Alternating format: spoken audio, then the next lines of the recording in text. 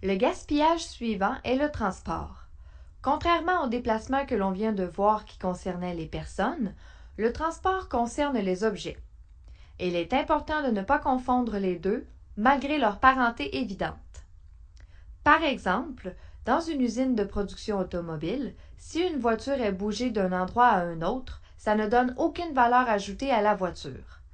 Parfois, ce déplacement est nécessaire pour la logistique, mais il faut tenter de les éviter. En effet, le transport complexifie le stockage et génère toutes sortes de problèmes, d'accidents, de matériel égaré.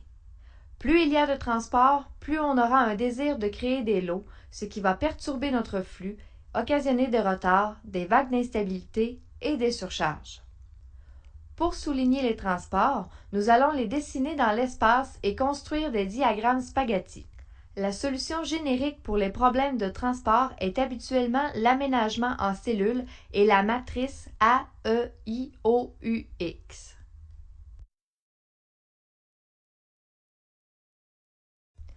Voici des exemples de transport.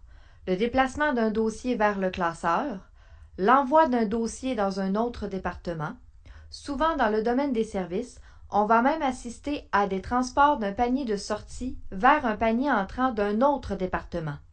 C'est une abomination et une hérésie du point de vue Lean. La relocalisation d'inventaires, lorsque les inventaires sont bougés, les réapprovisionnements réguliers de stocks localisés dans chaque service à partir d'un stock central. Par exemple, avoir un magasin central où la compagnie va chercher des éléments ou se les faire livrer. Un autre gaspillage classique et omniprésent est le délai d'attente. Ce gaspillage est identifiable lorsque nous regardons le flux et que nous constatons que l'objet arrête de bouger et arrête d'être transformé. Lorsqu'un objet n'est présentement ni en transport ni en cours de transformation, il est simplement en attente.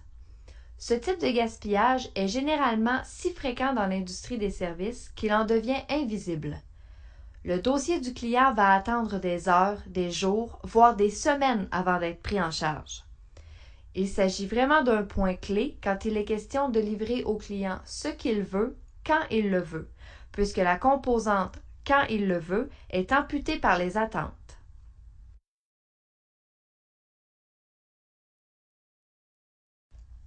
Il existe plusieurs causes pour les attentes. L'instabilité de la production. Parfois, dans la production, nous n'avons pas tout le nécessaire pour faire avancer le dossier, donc nous sommes obligés de le mettre en attente. L'instabilité de la demande. Une surcharge de la demande, par exemple une grosse commande qui doit être passée en priorité, va nécessairement faire attendre d'autres éléments. Le travail et les lots. Ce point est adressé dans le module sur le flux unitaire, mais il est évident que de travailler en lot génère des attentes d'une façon monstrueuse. Les sources matérielles, comme des bris mécaniques ou la non-disponibilité des serveurs informatiques qui nous forcent à attendre pendant le délai de réparation. Les attentes humaines, par exemple, des ressources qui ne prennent pas les pauses au même moment. Ce type d'attente se retrouve fréquemment. Ou bien la situation qui se produit lorsqu'une ressource envoie un courriel et que le destinataire est en réunion ou occupé à d'autres tâches. Cette étape peut facilement faire attendre le processus jusqu'au lendemain. Le destinataire répondra finalement à la demande, mais aura besoin de téléphoner à une autre ressource qui est justement absente. Le courriel pourrait alors passer encore une journée dans une boîte de réception sans être traité.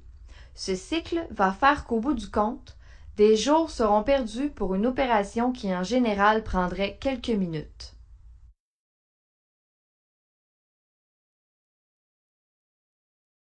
Un autre MUDA qui est un grand favori, c'est le traitement superflu.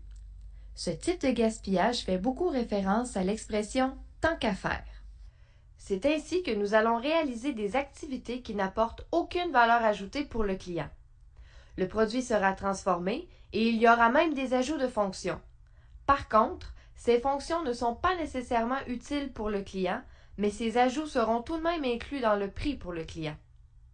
Parfois, Le traitement excédentaire peut se démontrer par un niveau de qualité au-delà de ce que le client a besoin. On connaît tous un bricoleur dans le genre.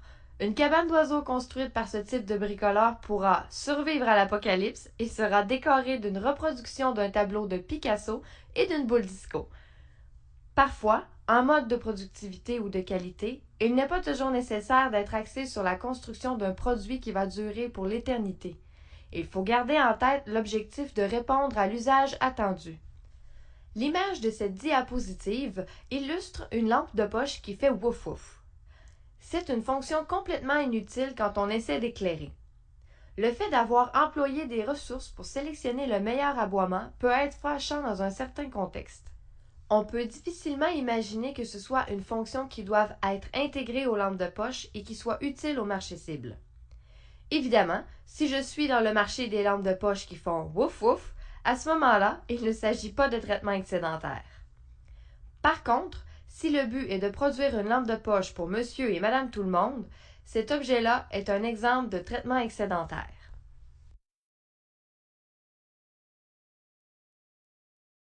Voici des exemples de traitements superflus. Un programme informatique qui demande de s'identifier à plusieurs reprises. Une seule identification sécuritaire permettrait de sauver plusieurs minutes à l'utilisateur.